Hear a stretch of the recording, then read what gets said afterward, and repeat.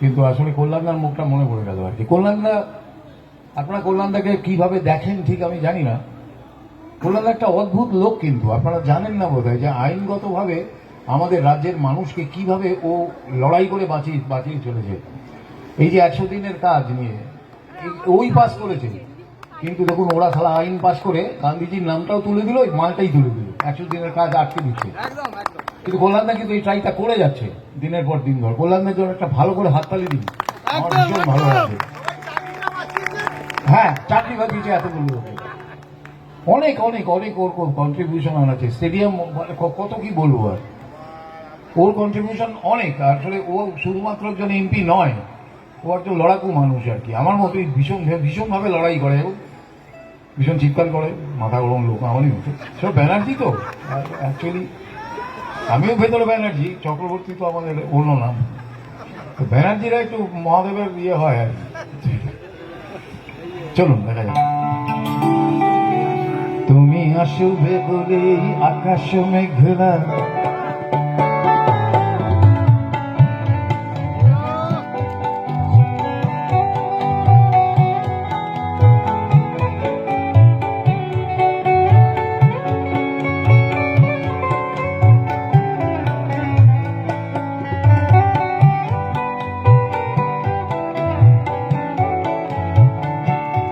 তুমি আসবে বলে আকাশ মেঘলা, বৃষ্টি এখনো হয়নি।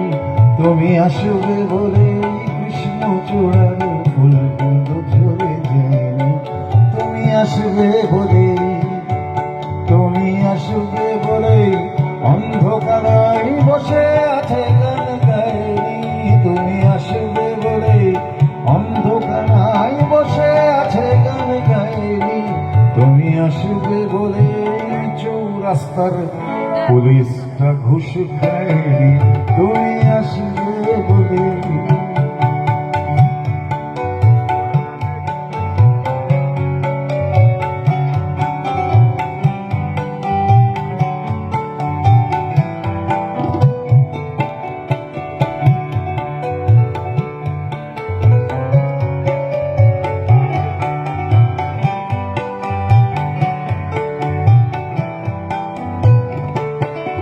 তুমি আসবে বলেই জাকির হোসেন ভুল করে ফেলে তালে।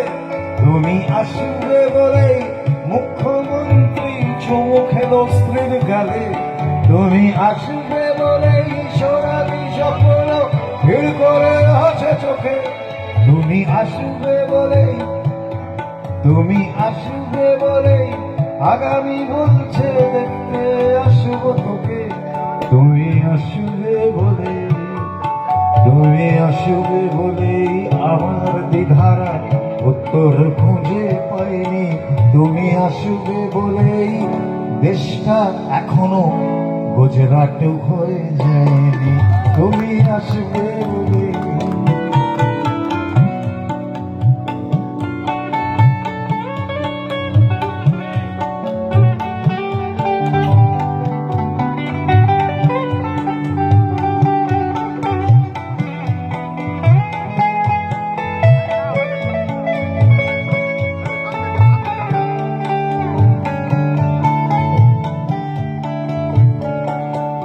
তুমি আসবে বলেই, তুমি আসবে বলেই সন্ত্রাসবাদী লুটিয়ে নিয়েছে থাবা।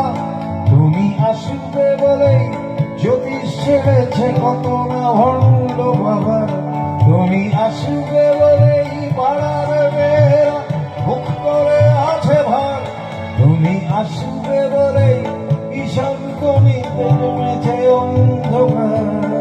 তুমি আসবে বলে, তুমি আসবে বলেই মহাটে ছেলেটা শেষ দিতে দিতে দেয়নি।